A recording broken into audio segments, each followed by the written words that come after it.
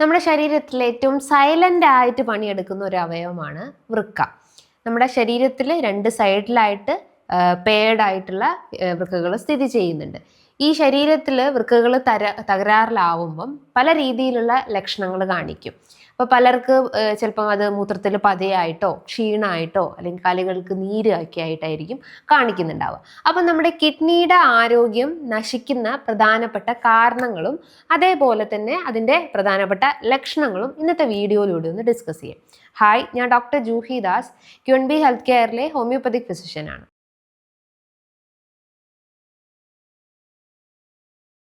ശരീരത്തിലെ hormone regulations, അതേപോലെ തന്നെ രക്താണുക്കൾ ഉണ്ടാക്കിയെടുക്കാൻ, അതായത് RBC കോശങ്ങൾ ഉണ്ടാക്കിയെടുക്കാൻ, ഹീമോഗ്ലോബിൻ പ്രൊഡക്ഷന്, റാസ് സിസ്റ്റം അതായത് റെനിൻ ആൻജിയോടെൻസിൻ അഡ്രിനാലിൻ സിസ്റ്റം പോലത്തെ BP റെഗുലേഷൻസിനും, അതേപോലെ തന്നെ ബോഡിയിലെ ഹൈഡ്രേഷൻസ് മെയിൻറ്റെയിൻ ചെയ്യാൻ, sodium potassium level electrolyte maintain ചെയ്യാൻ, കാൽഷ്യം ബാലൻസിനൊക്കെ വൃക്കകൾ ശരീരത്തിൽ സഹായിക്കുന്നുണ്ട്.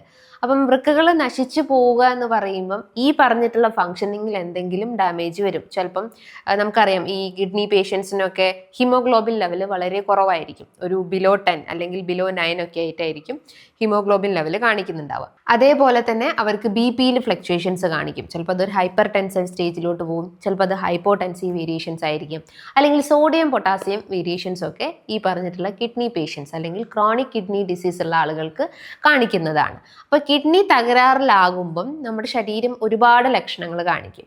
അമിതമായിട്ടുള്ള ക്ഷീണം കാണിക്കും. ചിലപ്പോൾ അത് മെൻ്റലി ആവാം, ഫിസിക്കലി ആവാം, ശാരീരികമായിട്ടും മാനസികമായിട്ടുള്ളൊരു തളർച്ച അനുഭവപ്പെടാം. ചിലപ്പോൾ അത് വൈറ്റമിൻ D ഡെഫിഷ്യൻസീസ് കൊണ്ടായിരിക്കാം, അല്ലെങ്കിൽ ഹീമോഗ്ലോബിൻ ഡെഫിഷ്യൻസി ആയിരിക്കാം, അനീമിയയുടെ പ്രശ്നങ്ങളായിരിക്കാം. അങ്ങനെ പല ഫാക്ടേഴ്സ് കൊണ്ടും ക്ഷീണം ഉണ്ടാവും. പക്ഷെ നമുക്ക് അമിതമായിട്ടുള്ള ഒരു വീക്ക്നെസ്, അല്ലെങ്കിൽ ചിലപ്പോൾ ഒരു റീസൺസ് ഒന്നും തന്നെ ഇല്ലാതെ ഒരു വീക്ക്നെസ് ഫീൽ ചെയ്യുകയാണെങ്കിൽ മേ ബി അത് പോസിബിലിറ്റി ആണ്. ചിലപ്പോൾ അത് കിഡ്നി ഡിസീസസ് കൊണ്ടായിരിക്കാം. രണ്ടാമത്തേത്, നിങ്ങൾക്ക് നീര് വെക്കുക, എസ്പെഷ്യലി കാലിൻ്റെ ഭാഗത്ത്, വണ്ണയുടെ ഭാഗത്തൊക്കെ ആയിട്ട്, ആംഗിൾ റീജിയൻസിലൊക്കെ രണ്ട് കാലിനൊക്കെ ആയിട്ട് വൃക്കകൾ തകരാറാവുമ്പം നീര് വെക്കാവുന്നതാണ്. അതൊരു പിറ്റിക് ടൈപ്പ് ആവാം, അല്ലെങ്കിൽ നോൺ പിറ്റിക് ആവാം. പിറ്റിക് മീൻസ് നമ്മൾ തൊട്ട് നോക്കി കഴിഞ്ഞാൽ ഒരു കുഴി പോലെ കാണുന്നുണ്ടെങ്കിൽ അതൊരു പിറ്റിക് എഡിമാറ്റസ് കണ്ടീഷൻസ് ആണെന്ന് പറയാം. നോൺ പിറ്റിക് എന്ന് പറയുമ്പം തൊട്ട് നോക്കുന്ന സമയത്ത് ഒരു പ്ലെയിൻ സർഫസ് ആയിട്ട് എക്സിസ്റ്റ് ചെയ്യുകയാണെങ്കിൽ അതിനെയാണ് നമ്മൾ നോൺ പിറ്റിക് എന്ന് പറയുന്നത്. അങ്ങനെ എഡിമാറ്റസ് ആയിട്ട് കാലുകളിൽ, അല്ലെങ്കിൽ ഒരു നീര് പോലെ കാലുകളിൽ രൂപപ്പെടുന്നുണ്ടെങ്കിൽ വൃക്കകൾ തകരാറാണെന്ന് മനസ്സിലാക്കാം. അതേപോലെ തന്നെ നമുക്ക് രാവിലെ എഴുന്നേറ്റാൽ ഉടനെ തന്നെ കണ്ണിന് ചുറ്റുമായിട്ട് അല്ലെങ്കിൽ ഫേസിലൊക്കെ ഒരു പഫിനെസ്സും ഒരു വീക്ക്നെസ്സും ഫീൽ ചെയ്യുന്നുണ്ടെങ്കിലും അതും ഒരു പോസിബിലിറ്റിയാണ്, ഒരു സൈൻ, എക്സ്റ്റേണൽ സൈൻസ് ആണ് നമ്മുടെ കിഡ്നി നശിക്കുന്നു എന്നതിൻ്റെ. അതേപോലെ തന്നെ ശരീരത്തിൽ ക്രിയാറ്റിനിൻ വേരിയേഷൻസ് കാണിക്കും. ക്രിയാറ്റിനിൻ മീൻസ് എന്താ? അതൊരു വേസ്റ്റ് പ്രൊഡക്റ്റ് ആണ്. കിഡ്നി വഴി പുറന്തള്ളപ്പെടുന്ന ഒരു വേസ്റ്റ് പ്രൊഡക്റ്റ് ആണ് ക്രിയാറ്റിനിൻ. ശരീരത്തിലെ പ്രോട്ടീൻ മെറ്റബോളിസം അല്ലെങ്കിൽ മസിൽ മെറ്റബോളിസത്തിൻ്റെ ഒരു ബൈ പ്രൊഡക്റ്റ് അല്ലെങ്കിൽ ഒരു വേസ്റ്റ് ആണ് ക്രിയാറ്റിനിൻ. ആ ക്രിയാറ്റിൻ നമ്മുടെ ശരീരത്തിൽ നോർമലി ആവശ്യമായിട്ടുണ്ട്. ഇപ്പോൾ ഒരു സ്ത്രീകളുടെ ശരീരത്തിലാണെങ്കിൽ അതൊരു 0.6 മുതൽ 1.2 വരെയാണ് നോർമലി വേണ്ടത്.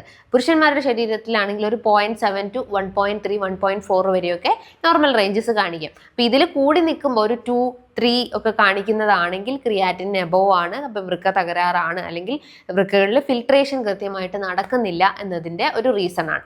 ക്രിയാറ്റിൻ മീൻസ് അതൊരു പ്രോട്ടീൻ വേസ്റ്റ് പ്രൊഡക്റ്റ് ആണ്, അല്ലെങ്കിൽ പ്രോട്ടീൻസിൻ്റെ ഒരു എൻഡ് റിസൾട്ട് ആണ് ക്രിയാറ്റിൻ എന്ന് പറയുന്നത്. നോർമലി നമ്മുടെ വൃക്കകൾ ഒരിക്കലും പ്രോട്ടീനെ ഫിൽട്ടർ ചെയ്യുന്നില്ല.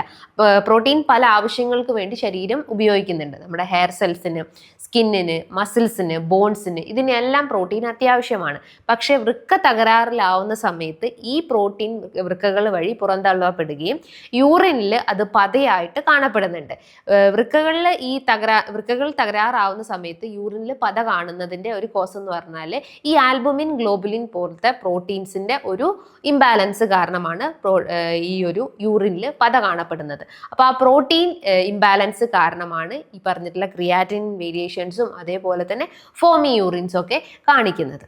അപ്പോൾ ഈ ക്രിയാറ്റിനിൻ വേരിയേഷൻസിൻ്റെ ഭാഗമായിട്ട് നമുക്ക് ചിലപ്പം ഓക്കാനം വരാം, അല്ലെങ്കിൽ ഒരു ഛർദി ആയിട്ട് കാണിക്കാവുന്നതാണ്.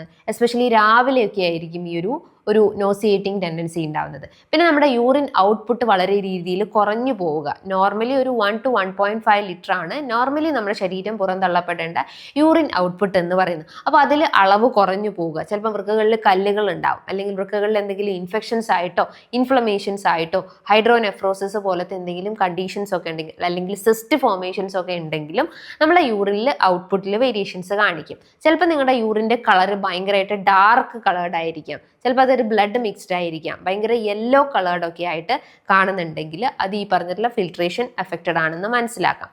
അതേപോലെ തന്നെ നിങ്ങളുടെ യൂറിനിൽ ഭയങ്കര ഒഫൻസീവ്നെസ് ഉണ്ടാവുക, ഭയങ്കരമായിട്ട് സ്മെല്ല് അനുഭവപ്പെടുക, അങ്ങനെയൊക്കെ ഉണ്ടെങ്കിൽ ഈ പറഞ്ഞിട്ടുള്ള വൃക്കകൾ തകരാറാണെന്ന് മനസ്സിലാക്കാവുന്നതാണ്. പിന്നെ അതിനോടൊപ്പം തന്നെ നിങ്ങൾക്ക് ചിലപ്പം യൂറിനിൽ ഒരു ഭയങ്കര ഒരു ബ്ലഡ് മിക്സ്ഡ് ഒക്കെ ആയിട്ടുണ്ടെങ്കിലും അത് ഈ പറഞ്ഞ പോലെ സ്റ്റോൺ ഫോർമേഷൻസ് ആണെന്ന് മനസ്സിലാക്കാവുന്നതാണ്.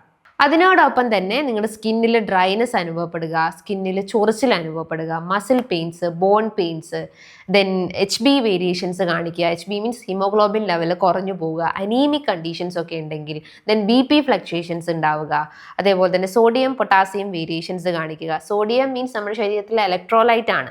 എല്ലാ ഒരു ഹോർമോണൽ വേരിയേഷൻസിനും അതേപോലെ തന്നെ ഹൈഡ്രേഷൻ മെയിൻറ്റെയിൻസിനും ഒക്കെ സഹായിക്കുന്നതാണ് സോഡിയം. സോഡിയം ശരീരത്തിൽ കുറയുമ്പോഴാണ് നമുക്ക് കോൺഷ്യസ്നെസ് നഷ്ടപ്പെടുക, നമ്മൾ പിച്ചും പെയ്യും പറയുക, അതേപോലെ തന്നെ മസിൽ വീക്ക്നെസ് ഉണ്ടാവും, ഓവർ സ്വെറ്റിംഗ് ഉണ്ടാവും, കിതപ്പ് പോലെ ഫീൽ ചെയ്യുക, ക്ഷീണം അനുഭവപ്പെടുക.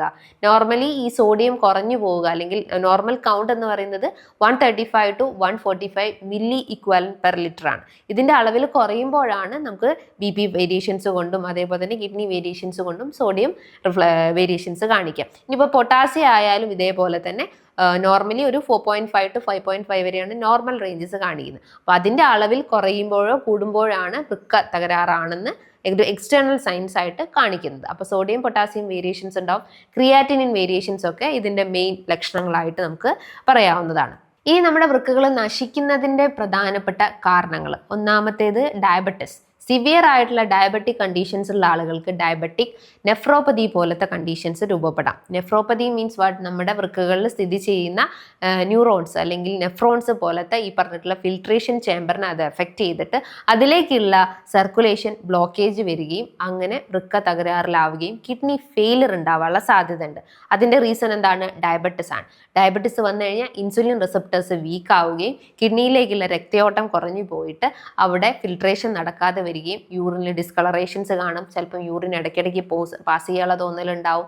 അതേപോലെ തന്നെ അമിതമായിട്ട് ക്ഷീണം തോന്നുക, യൂറിൻ പോകുന്ന സമയത്ത് വേദന അനുഭവപ്പെടുക, പത കാണുക, അതൊക്കെയാണ് മെയിൻലി ഡയബറ്റിക് നെഫ്രോപ്പതിൻ്റെ ലക്ഷണങ്ങളായിട്ട് പറയുന്നത്. സെക്കൻഡ് തിങ്, നിങ്ങൾക്ക് സിവിയർ ആയിട്ടുള്ള ഹൈപ്പർ ടെൻഷൻ കണ്ടീഷൻസ് ഒക്കെ ഉണ്ടെങ്കിൽ, BP ഫ്ലക്ച്വേഷൻസ് ഒക്കെ ഉണ്ടെങ്കിലും അങ്ങനെയും നമുക്ക് ഈ പറഞ്ഞിട്ടുള്ള യൂറിനിൽ ഇൻഫെക്ഷൻസ് ആയിട്ടും അതേപോലെ വൃക്കകളുടെ ഡാമേജ് ഉണ്ടാവാനുള്ള സാധ്യത ഉണ്ട്. അതേപോലെ ബോഡിയിലെ ജലാംശം കുറഞ്ഞു പോവുക, അല്ലെങ്കിൽ വാട്ടർ ഇൻടേക്ക് കുറഞ്ഞു പോയി കഴിഞ്ഞാലും സിവിയർ ആയിട്ടുള്ള കിഡ്നി ഡാമേജ് ഉണ്ടാവും. സിവിയർ ആയിട്ടുള്ള റെക്കറൻറ്റ് ഇൻഫെക്ഷൻസ് ഉണ്ടെങ്കിൽ, ലൈക്ക് യൂറിനറി ട്രാക്ട് ഇൻഫെക്ഷൻസ് ഒക്കെ ഉണ്ടെങ്കിലും അത് വൃക്കനെ ഡയറക്റ്റ്ലി എഫക്റ്റ് ചെയ്തിട്ട് വൃക്കകളിൽ കല്ലുകളായിട്ടും അതേപോലെ തന്നെ ഹൈഡ്രോനെഫ്രോസിസ് പോലത്തെ കണ്ടീഷൻസ് ഉണ്ടാവും. ദെൻ വൃക്കകളിൽ എന്തെങ്കിലും സിസ്റ്റ് ഫോർമേഷൻസ് ഉണ്ടെങ്കിൽ, സ്റ്റോൺ ഫോർമേഷൻസ് ഒക്കെ ഉണ്ടെങ്കിലും അങ്ങനെയും വൃക്കകൾ നശിച്ചിട്ട് നമുക്ക് ബുദ്ധിമുട്ടുകളായിട്ട് രൂപപ്പെടാം. അമിതമായിട്ട് ശരീരം വണ്ണം വയ്ക്കുക, അല്ലെങ്കിൽ ബോഡി വെയിറ്റ് കൂടിയിട്ടുള്ള കണ്ടീഷൻസിലായാലും ഈ പറഞ്ഞിട്ടുള്ള വൃക്കകൾ നശിക്കാനുള്ള സാധ്യത കൂടുതലാണ്. പിന്നെ നമ്മുടെ ലൈഫ് സ്റ്റൈൽ ചേഞ്ചസ്, നമ്മൾ അമിതമായിട്ട് ജങ്ക് ഫുഡ് കഴിക്കുക, അധികമായിട്ടുള്ള ഉപ്പേറിയ ആഹാരങ്ങൾ കഴിക്കുക, പിക്കിള്, ഫാസ്റ്റ് ഫുഡ് അമിതമായിട്ട് കഴിക്കുക, പ്രോസസ്ഡ് ആഹാരങ്ങൾ കഴിക്കുക, റെഡ് മീറ്റ്, അമിതമായിട്ട് പ്രോട്ടീൻസ് കഴിക്കുക, വേ പ്രോട്ടീൻസ് പോലത്തെ തരം പ്രോട്ടീൻ പൗഡേഴ്സ് കഴിക്കുക, ജിമ്മിൽ പോയിട്ട് കൂടുതലായിട്ട് മസിൽസിന് വർക്കൗട്ടുകൾ കൊടുക്കുക, ഹെവി ആയിട്ടുള്ള വർക്കൗട്ടുകൾ കൊടുക്കുക, ബോഡിയിൽ ഹൈഡ്രേഷൻസ് മെയിൻറ്റെയിൻ ചെയ്യുന്നില്ല, അമിതമായിട്ട് ടെൻഷൻസോ സ്ട്രെസ്സോ ആങ്സൈറ്റിയോ ഒക്കെ ഉണ്ടെങ്കിലും അതൊക്കെ ഡയറക്റ്റ്ലി നമ്മുടെ വൃക്കനെ അഫക്റ്റ് ചെയ്യാനുള്ള സാധ്യത ഉണ്ട്. അപ്പോൾ ഇതൊക്കെയാണ് മെയിൻലി നമ്മുടെ വൃക്കകൾ നശിപ്പിക്കുന്നതിൻ്റെ കോസസ് എന്ന് പറയുന്നത്. ഇനി വൃക്കകളുടെ ആരോഗ്യം കൂട്ടിയെടുക്കുക എന്ന് പറയുമ്പം ഭക്ഷണം കൃത്യമായിട്ട് ക്രമീകരിക്കുക. അപ്പോൾ ക്രിയാറ്റിനിൻ വേരിയേഷൻസ് ഉള്ള ആളുകളാണെങ്കിൽ അവർ പ്രോട്ടീൻ അടങ്ങിയിട്ടുള്ള ആഹാരങ്ങൾ കുറയ്ക്കുക, അതേപോലെ തന്നെ ഈ പറഞ്ഞിട്ടുള്ള ജങ്ക് ഫുഡ് അമിതമായിട്ട് കഴിക്കുന്ന ശീലങ്ങൾ ഉണ്ടെങ്കിൽ കുറച്ചുകൊണ്ട് വരിക, കിഴങ്ങ് വർഗ്ഗങ്ങളൊക്കെ ഒന്ന് കൺട്രോൾ ചെയ്യുക, ഡയബറ്റിസ് കൺട്രോൾ ചെയ്യുന്ന കാര്യങ്ങൾ ഫോക്കസ് ചെയ്യാൻ ശ്രമിക്കുക, ഹൈഡ്രേഷൻസ് കൃത്യമായിട്ട് മെയിൻറ്റെയിൻ ചെയ്യുക, അതേപോലെ തന്നെ ഫ്രൂട്ട്സും വെജിറ്റബിൾസും അത്യാവശ്യം നല്ല രീതിയിൽ ഭക്ഷണത്തിൽ ഉൾപ്പെടുത്താവുന്നതാണ്. അതേപോലെ തന്നെ ഈ പറഞ്ഞിട്ടുള്ള ജങ്ക് ഫുഡ് കാര്യങ്ങളൊക്കെ, സ്പൈസി ആയിട്ടുള്ള ആഹാരങ്ങൾ, അധികമായിട്ടുള്ള സാൾട്ട് ഏറിയ ആഹാരങ്ങളൊക്കെ കൺട്രോൾ ചെയ്ത് ഉപയോഗിക്കാൻ ശ്രമിക്കുക. ഹെവി ആയിട്ടുള്ള വർക്കൗട്ടിന് പകരം ലൈറ്റ് ആയിട്ടുള്ള വർക്കൗട്ടുകൾ ഫോളോ ചെയ്യുക. നിങ്ങൾക്ക് ഓവർ വെയിറ്റ് ഉണ്ടെങ്കിൽ അത് കൺട്രോൾ ചെയ്യുന്ന ഭക്ഷണ രീതികളും ഇതിനോടൊപ്പം ഫോളോ ചെയ്യാൻ ശ്രമിക്കുക. HB ബൂസ്റ്റപ്പ് ചെയ്യുന്ന കാര്യങ്ങൾ അത്യാവശ്യം ഭക്ഷണത്തിൽ ഉൾപ്പെടുത്താവുന്നതാണ്. ഇപ്പോൾ ഈ പറഞ്ഞിട്ടുള്ള കാര്യങ്ങൾ, അതായത് നമ്മളെ കിഡ്നിയുടെ ആരോഗ്യം നശിപ്പിക്കുന്ന കാരണങ്ങളും അതേപോലെ തന്നെ അത് ഉണ്ടാവുന്ന ലക്ഷണങ്ങളും നിങ്ങൾക്ക് ഇന്നത്തെ വീഡിയോയിലൂടെ മനസ്സിലായെന്ന് ഞാൻ വിശ്വസിക്കുന്നു. ഇനി ഇതുമായി ബന്ധപ്പെട്ട് നിങ്ങൾക്ക് എന്തെങ്കിലും സംശയങ്ങൾ ഉണ്ടെങ്കിൽ താഴെ കാണുന്ന നമ്പറിൽ കോൺടാക്ട് ചെയ്യാവുന്നതാണ്. നല്ലൊരു ഹെൽത്ത് ടോപ്പിക്കുമായി വീണ്ടും കാണാം. താങ്ക്